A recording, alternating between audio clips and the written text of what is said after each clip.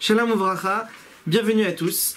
Alors, Akadosh Baruch Hu, il a mis dans le cœur des parents un sentiment naturel d'aimer ses enfants. C'est quelque chose qu'Akadosh Baruch Hu, il a créé.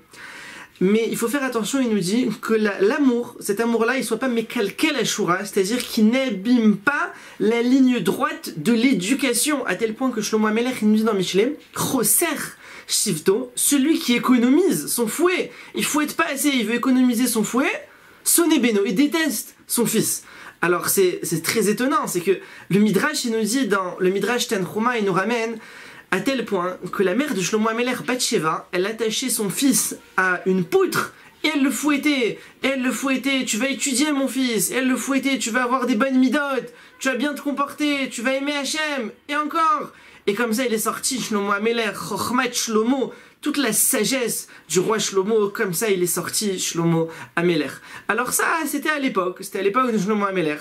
Maintenant les générations, elles sont beaucoup plus faibles, il y a Yeridat Adorot, les générations elles vont en descendant, donc de nos jours, c'est plus le fouet de la main, mais c'est le fouet de la bouche. C'est-à-dire, c'est les mots, il faut encourager l'enfant, il faut le soutenir, dire des gentils mots, comme il dit Shlomo HaMelech, Lashon Raka, Tishaber Garem, un langage doux, il peut briser des os. Comme ça, il dit, un langage doux, il peut briser des os. C'est-à-dire, quelqu'un, il vient, il est en colère, il est énervé, tu m'as fait, tu m'as pris, tout ça. Et l'autre, il le répond gentiment, il dit, qu'est-ce qu'il y a, je t'ai rien fait, pourquoi tu dis ça, c'est pas moi, tout ça. L'autre, en face, il entend ça, ça l'a brisé. Ça lui a brisé ses os. Donc, c'est Lashon Raka, un langage doux avec l'enfant, et ça l'aide dans l'éducation, dans le bon chemin. Aussi, il faut faire attention à ce que la Gemara elle dit dans Masret Moed Katan, Daf Yud Zain, Amaki Beno Agadol, celui qui frappe son fils qui est grand envers Mipne Lo Hiver. Il transgresse l'interdit de l'Ifne Lo Hiver, de l'Ifne Hiver, Lo Titen Mirchol. Devant un aveugle, tu ne donneras pas une embûche. Parce que quand maintenant il frappe son enfant, et l'enfant il a déjà 4-5 ans, il peut lui rendre. Donc si le parent il le frappe, l'enfant il risque de lui rendre. Et là, à ce moment-là, il y a l'Ifne Hiver, qu'il a frappé ses parents, que c'est très grave.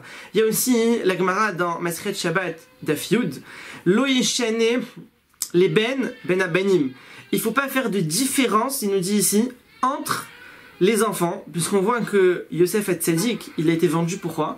Puisque Yaakov Avinu, il lui a donné la coutonnette Passim, il lui a donné une tunique qu'il n'a pas donnée à ses autres frères.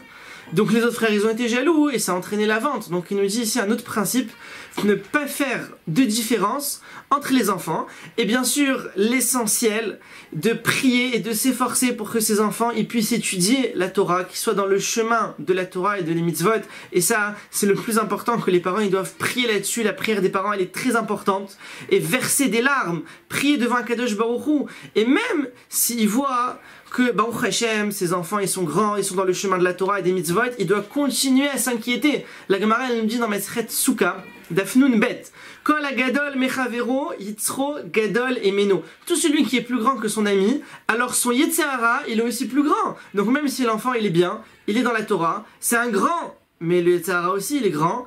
Donc il faut que les parents, ils continuent de s'efforcer à prier pour eux. Tevorechu Mipia Elion, soyez bénis de la bouche d'Hachem, et à bientôt.